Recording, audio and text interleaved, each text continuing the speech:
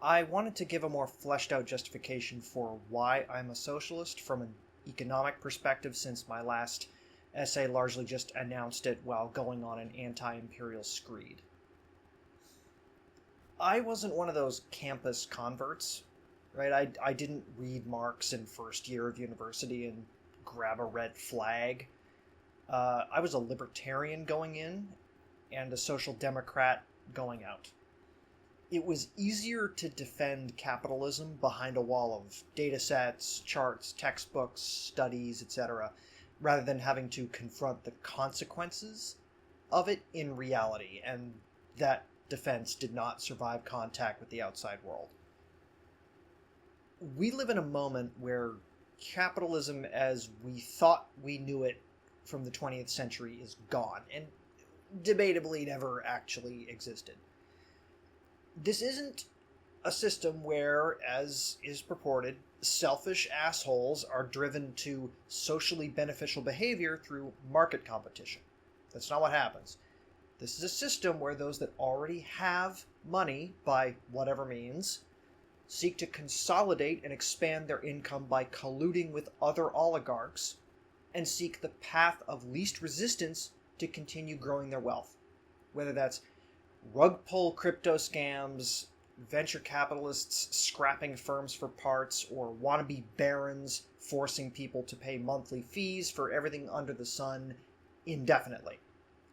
The system is not one where innovation or invention are directly rewarded, but forced to conform to the interests of those with existing capital lest the idea never get off the ground. A system where those at the top are actively trying to make Klaus Schwab a fucking profit, creating a society where 99% of the population owns literally nothing and must expend all their income to rent anything they might want, like a nationwide cyberpunk company town. A system where the wealthy financially incentivize democratically elected leaders not to constrain them, and simultaneously pay for mass propaganda to convince the masses to never electorally punish politicians for letting the oligarchs run roughshod. Propaganda, I'm sad to say, I fell for until a couple of years ago. As the old saying goes, you are not immune to propaganda. A system where, owing to their political and economic immunity, the richest people on the planet feel entitled to treat the rest of us like literal toys they can play with as they see fit. Epstein et al. A system that, ultimately, will enable these oligarchs to wind back the clock on human emancipation and resurrect feudalism with a new coat of paint. The Social Democrats, the tribe I formerly belonged to once I finally stopped being a Friedman-quoting Lolbert fuck, will insist that democratic guardrails are sufficient to constrain capitalists, that none of this need come to pass, that the baby need not be thrown out with the bathwater, but the truth is actually the opposite. Such guardrails rely on a societal consensus to keep social democrats who believe in such guardrails in power permanently, in which case, why not go all the way instead of leaving this economic fifth column in place? Because they will never stop trying to use democracy to enrich themselves, to propagandize the masses into voting against their own economic interests, either with outright countermanding propaganda, right? You know, the saying, poor Americans act like temporarily struggling millionaires, or by distracting them with emotionally charged issues they know people can be programmed to care about more, like religion, ethnic tribalism, nationalism, etc. The minute a right-wing party gains power, they can begin dismantling those guardrails. The political project of a social democrat now is in practice largely to try to rebuild guardrails that whatever right-wing government they've replaced has been tearing down. Also, they can be torn down again if they lose the next election. And every time, the capitalists will try to take advantage of the lapse in oversight to consolidate, to monopolize, to entrench their wealth against the next attack, knowing that the Soc Dems will never outright try to get rid of them, and hence must constantly fight this increasingly losing battle. Which means that, with every lapse in Soc Dem control of government, The power of the capitalists increases, their wealth increases, their ability to buy off politicians increases, their means to propagandize the populace against the Soc Dems increases. Social democracy peaked in the post-World War II era and has been slowly getting clawed back ever since. Never mind pushing capitalism back. In my country, we can't even keep our social services and safety net up to the standards of half a century ago.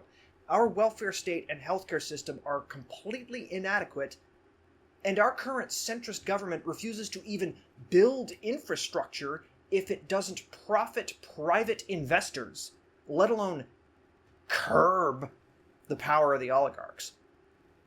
On that note, if you'll indulge me in a semi-tangent, I have a particular bone to pick with financialization specifically. Okay, if there was one thing capitalism in the past had over modern capitalism, is that it was more focused on industry, production, and maybe serving consumers if they were unsuccessful at forming a monopoly.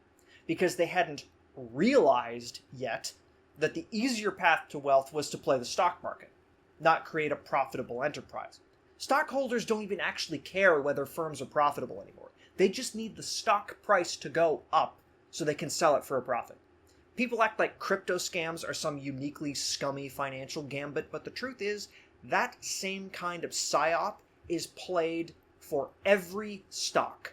It's why every firm is always flooding their communication channels with forecasts of endless growth, even if it hasn't started yet. And even if infinite growth for all companies forever is obviously impossible, it doesn't matter whether it's possible. It doesn't even matter if it's actually happening. What matters is that it psyops other rich people into buying that company's stock to drive the price up. The promise of future profits and future dividends. It doesn't even need to actually happen so long as you sell your shares before that reality is inevitably exposed. Thus, companies are willing to take objectively self-destructive measures either to drive the stock price up or pay out bigger dividends to get people to buy their stock and thus drive the price up because long-term sustainability doesn't matter. The shareholders are just here for the money, even if it's just a bit, relatively, in the short term. They have a lot of money. They have other options. It's nothing to them if the company fails.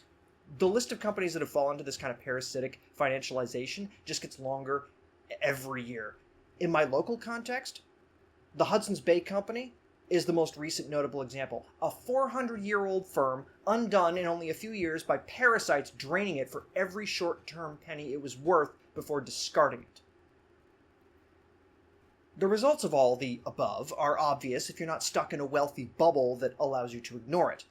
Wealth concentrates, firms consolidate, labor loses bargaining power, wages stagnate, cost of living goes up. Social services are gutted, poverty expands, desperation takes hold, and the effects of that desperation, crime, drug abuse, etc., are recycled into propaganda to support giving the plutocrats even more power because we know the real threat, right, is the schizo guy living under the overpass waving a knife at passersby who can't get help for his condition because the government would rather subsidize oil companies than fund mental hospitals. You want to know why there's more and more homeless wandering around? It's because they've been priced out of shelter because the houses are too expensive to buy and the rent is too high relative to income, yet simultaneously they can't even use the cheat code humans have been using for our entire existence and just build their own shelter because it's illegal to build shanty towns in developed countries. You know, the poor in Africa might not have safe drinking water or a reliable source of food, but paradoxically they can at least put a roof over their heads because no one really cares if they put up a sheet metal shack at the edge of town. Homelessness is a very, very modern problem because in the past people just made their own shelter, but now they're not allowed to. People aren't even allowed to help themselves. That's the level of control these fucks feel entitled to over us. If you weren't clued in by the anti-homeless benches or, you know, the Epstein shit. Actually, the Epstein shit is something that really, really needs to be drilled into people because it's the most blatant reason why this system has to go. When states have their institutions aligned with the whims of billionaires to the point they are de facto above the law, what do these people do with that impunity? They indulge in the most savage and depraved behavior imaginable. They take the lack of oversight as license to reject society entirely and act like violent chimps, literally just because they can. It turns out, within every wealthy sophisticate is the spirit of Genghis Khan, begging to be unleashed on the helpless plebs. And the current plutocratic economic system, this financialized rent-seeking capitalism, is the direct cause of this, because it is due to the fact these people have the money to either make themselves above the law or literally make themselves the law, see Trump, that they are able to indulge in this behavior on such a scale and for so long with no consequences. The entire machine funnels wealth to those that already have it, thus enabling them to buy anything. Power, legal immunity, slaves, the Hyperloop, enough data centers to create Skynet, hunt humans for sport, whatever. Never let anyone feed you Cold War era bullshit propaganda about how capitalism is designed to serve consumers and provide them with a competitive choice of products and services. It's not. It's designed to consolidate wealth, to enable a small plutocracy to do literally whatever the fuck they want at everyone else's expense and maintain it using a combination of psyops and violence, which their wealth allows them to deploy at incredible scale. It is civilizational sociopathy, arguably, in many cases, civilizational sadism, and we need to end it. All of this is bad enough, but I thought I'd leave you with the chain of thought that led me down this path in the first place, because everything I've said until now actually came to me later. The need to socialize capital became clear to me for a different reason. I saw the push to automate the economy, first with robotics and now with AI, and it exposed an obvious flaw in how capitalism currently works. People do not have their needs met free of charge. Food, shelter, electricity, it all has to be paid for. The deal, shit deal, but I digress, the non-plutocrats currently live under is this. You trade your time and labor to a capitalist, usually some shareholder chilling in a mansion somewhere, in exchange for money. You then use the money to buy things you need. So if those capitalists start replacing large portions of the population with machines or AI, how are those people supposed to get the money they need to sustain themselves?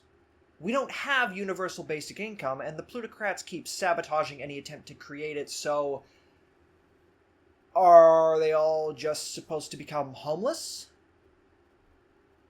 Are they all supposed to just starve? Are they just supposed to lay down and die? See, this is what I mean. Systemic sociopathy. The rich parasites making these decisions do not fucking care about you. They don't care if you die.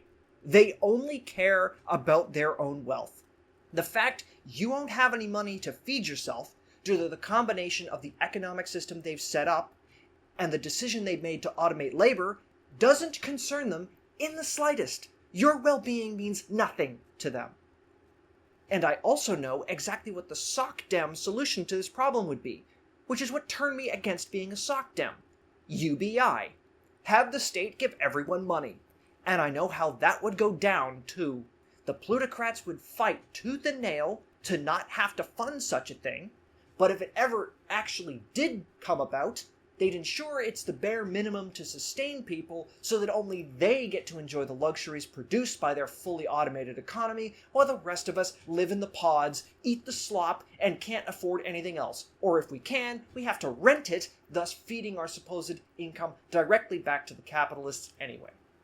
The advancement of technology is making capitalism ever increasingly incompatible with human flourishing, as it now threatens to outright drive the masses into poverty by making them economically irrelevant, and thus of no interest whatsoever to the plutocrats.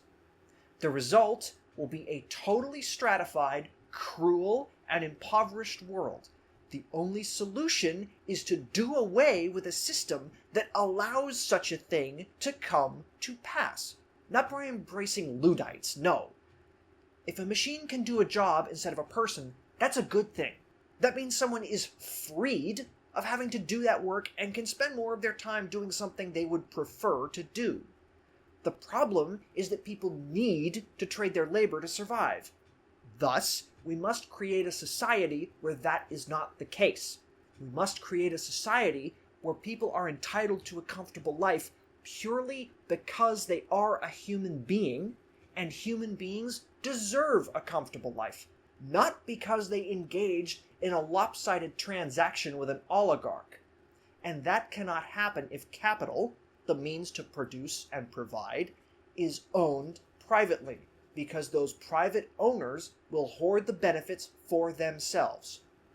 That capital must be socialized. It must be put to work for everyone, not just particular people designated as its sole owners and to whom all profits are entitled. This fundamental contradiction, this time clock that ticks down every time a job is handed to a machine, intelligent or otherwise, is why socialism is necessary. Because the alternative is a stratified hellscape that, due to the vast difference in available resources, promises to be nigh impossible to overthrow if fully implemented.